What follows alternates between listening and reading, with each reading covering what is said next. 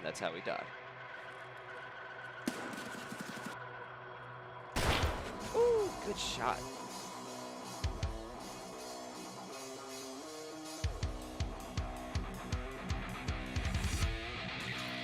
I'm about to die. About to die. I'm dead.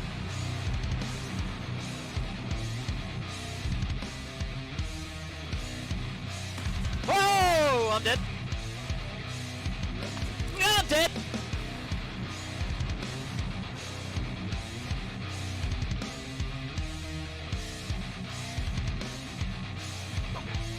The fuck's talking shit? Oh shit! And my crypto's. I just headshotted that dude and dropped him!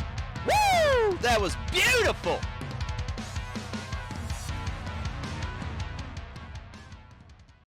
What's going on, everybody? MrHereticC coming to you today, and we are here to talk about the Hideout. Specifically, what is it and why you should be building it right now. Now, first of all, the Hideout is where all the crafting takes place. There are quite a few different modules that will allow you to craft tons of different items. Some of these are going to be useful for your tasking. Some of them are going to be useful for selling for a lot of money on the flea to help you get through Tarkov. Now, the second, but probably most important thing of it all, is the gains to your PMC throughout this. This is going to help you gain levels faster, skill up faster, your health, energy, and hydration will regenerate faster. That's just going to make you a stronger PMC, make your raids easier, make your time at Tarkov easier. So we're going to go through each module, break down what it does, what it takes to build it, and basically, by the end of this, hopefully get you from a burned out shithole to a prepper's wet dream. Alright, so to start off, we're going to be referencing the Tarkov wiki for any of the crafting requirements for each module. So we'll post a link to that in the description below. To start off, we're going to hit the stash. Now on the stash, this depends on the version of Tarkov you have. About a month and a half into Tarkov, I realized what I was getting into and bought EOD immediately. So my stash is maxed out, and it always is as soon as wipe starts. This is what you'll be looking at based off which edition you have on Tarkov. Will tell you which level you'll have, and then which each level requires to upgrade past that. And of course, again, if you have Edge Darkness, you're maxed out on stash as far as the upgradable part of it. Technically, you can buy more stash spots, and there are or have been tasks that will also allow you to expand it by a few lines. But this is what you'll need to upgrade it if you are on one of the base editions of Tarkov. Next up, we're going to do the Lavatory. This is going to be one of your crafting areas. There's some good stuff over here. My grenade case I made, magazine case, these air filters. Actually, what is this even worth? I don't even know what they. There's one for 245,000. Like, I just make them for me, but could easily make some and sell them. There's serious money to be made here. And then along with that, reduces armor repair costs using repair kits, 9.81%. So there's a little bit of a perk. Gives you some crafts. There's some good money to be made right there, and it's pretty helpful. You come here and you can see where what your requirements are for each level as you go, but also what it unlocks as far as what you can craft. Next up, we're going to do the shooting range here. Now, of course, unlocks the ability to test out firearms, but maxed out at level 3 skill group leveling combat plus 10.9%. This is what you're going to be looking at as far as the requirements to upgrade these, but also as you level it up, it adds to the sophistication of the actual shooting range.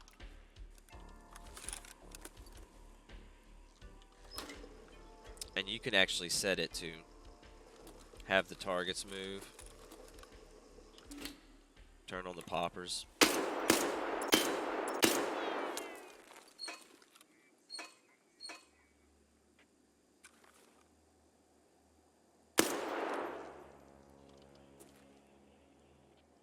I suppose you're supposed to be able to see something on the screen. Oh, wait, look. Is that where I shot him?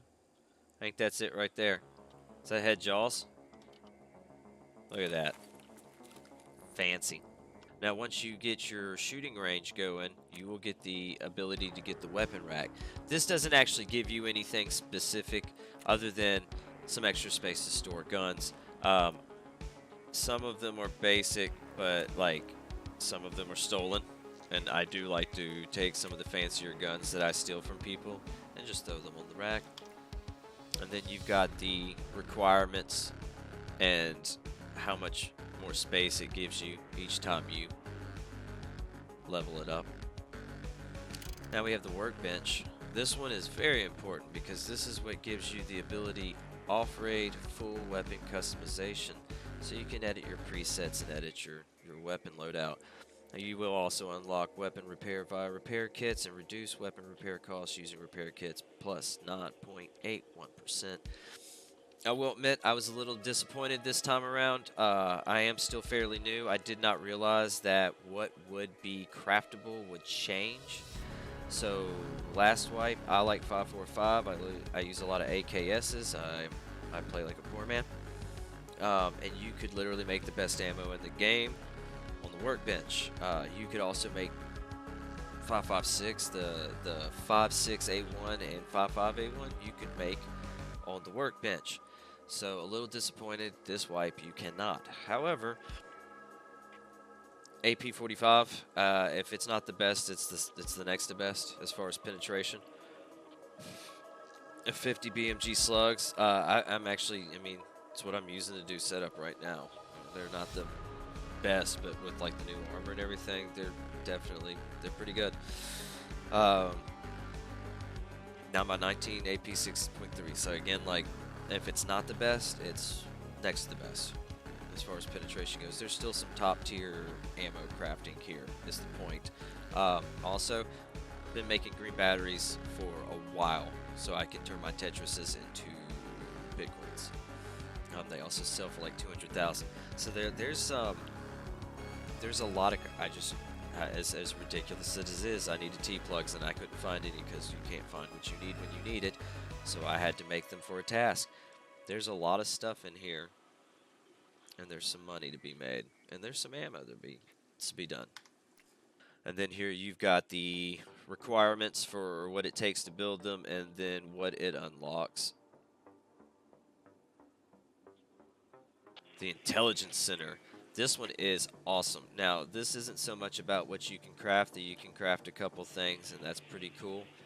The bonuses. Oh my, the bonuses. SCAV cooldown timer minus 16.35%. Quest money reward boosts plus 16.35%.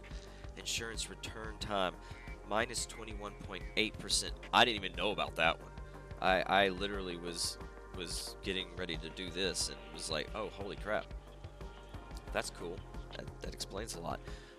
And I'm only level 2. I haven't even gotten to level 3 yet. Level 3, the SCAV cooldown timer hits 20%. And flea market commission minus 30%. That is hot. That is hot. However, we'll not likely get that because one of these parts, I believe it's this, cannot be bought. You have to find it in Raid. It has to be found on Labs. And good luck. And then you've got the requirements for what it will take to build it and what it gets you when you do build it. Alright, this is my favorite. Bitcoin farm. There's nothing going on here but Bitcoin mining. Money. As soon as I got to level 2, I threw the graphics cards in. It's about a week ago. I haven't turned my generator off. And at this rate, I can get a Bitcoin about 1 every 21 hours. And the big fuel can is good for 22 hours. And you can get a big fuel can for 160 from Jaeger. And the Bitcoins are going for roughly around 800,000, give or take. I actually haven't looked at it in a day or two. Money. And this is what you will need to build it and what it gets you when you unlock each level. This is easy farming. Just like side note, this is super easy farming. There's no reason you should have to buy any of this, but this is the first wipe. I didn't buy a single graphics card for the rig. It is completely, they were all found in raid, farmed out, sitting and waiting for when I unlocked level 2 and then immediately loaded in. So easy money. Illumination, pretty obvious. It doesn't really add anything as far as it goes, but it is a prerequisite. You will need to do it to get different things unlocked and available. And these will be what you are looking for as far as what you need to level it up and what it gets you. Fancy lights. We're going to jump down to ventilation just because it falls pretty much in the same as the illumination. It's a prerequisite. You level it up, it unlocks other things. This is what you will need to be able to unlock everything. We'll do security next, much like illumination and ventilation. One of those things that you have to upgrade. You upgrade it, it's a prerequisite, starts unlocking other things. Here's what you're going to need to be able to unlock each level. The SCAV case. The SCAV case is a good one. The SCAV case gives you different options, all different costs, different types. The higher cost the item, the longer they stay out. The longer they stay out, the better chance you get of a large stack of stuff, a rare stack of stuff. A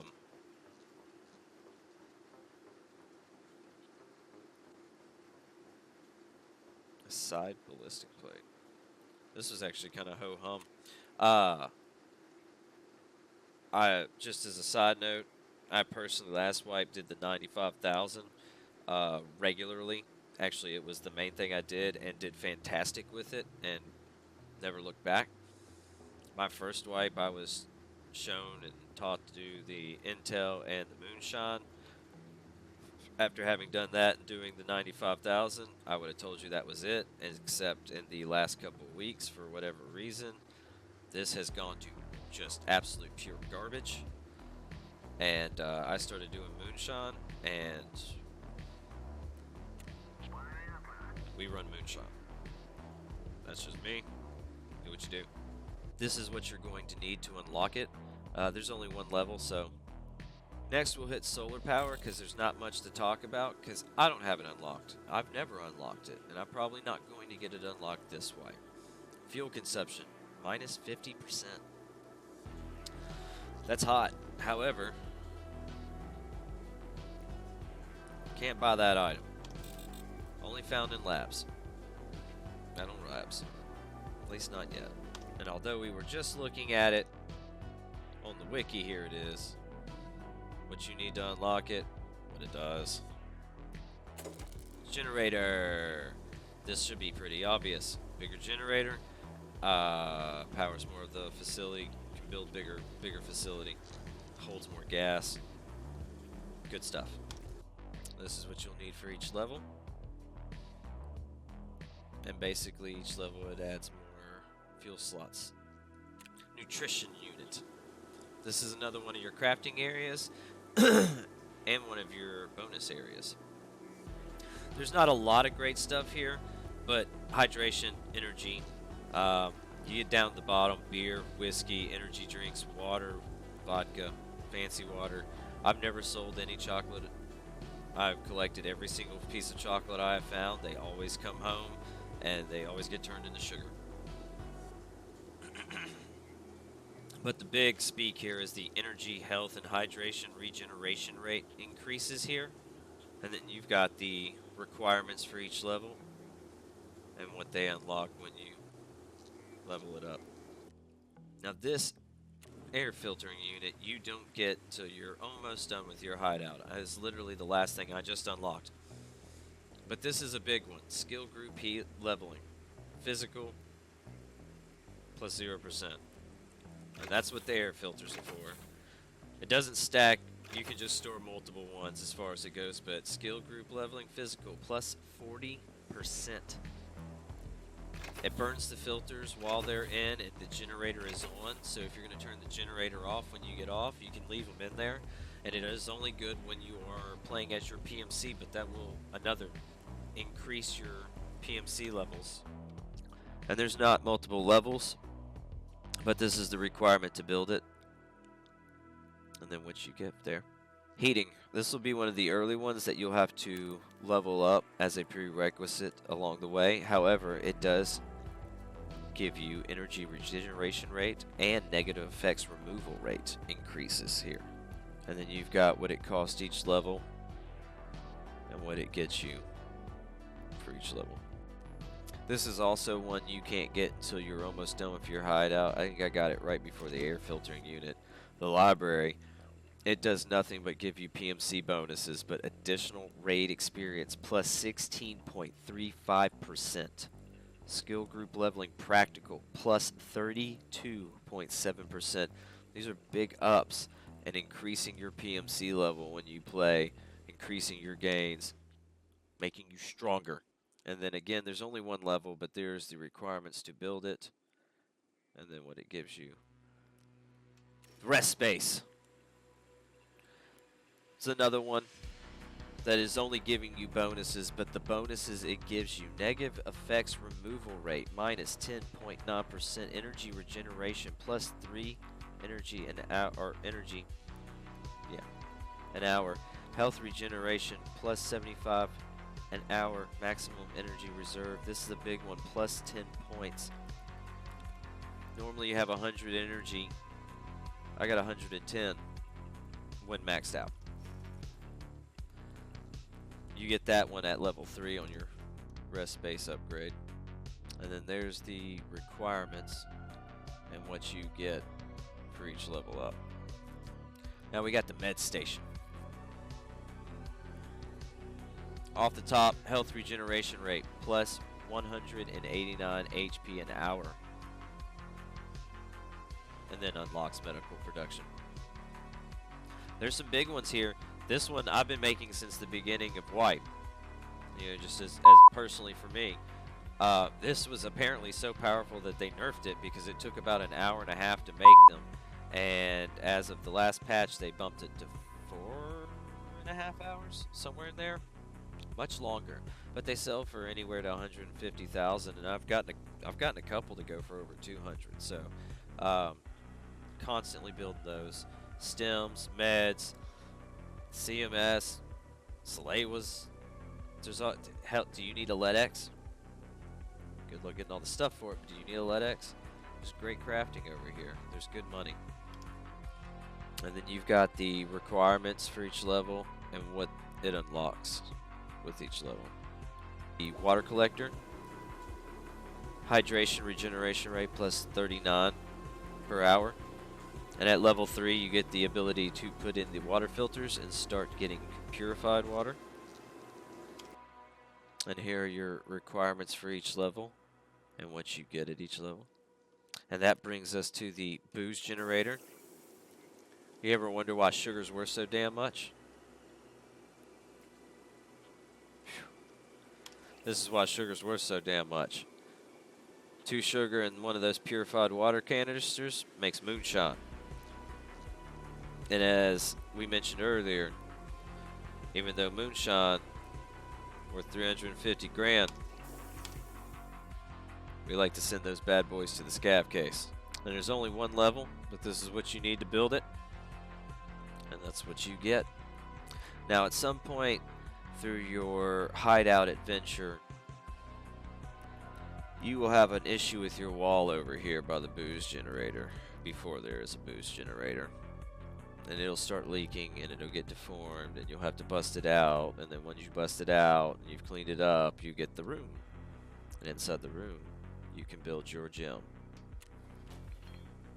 And it's literally a spot to work out. And you can come in here and start running it. And you do this. I'm not going to do the whole thing. But you can do that twice a day. And every time you do it, it'll level up your strength or endurance. And once you've done it twice a day, you get severe muscle pain. And you have to wait for 24 hours for it to fade away. And then you can come back and work out again. And here's what you need to do it. And what you get when you do it. And then last but not least, the newest edition, the Hall of Fame. As of 0.14, you now have the ability to store items, large trophies, small trophies, and dog tags.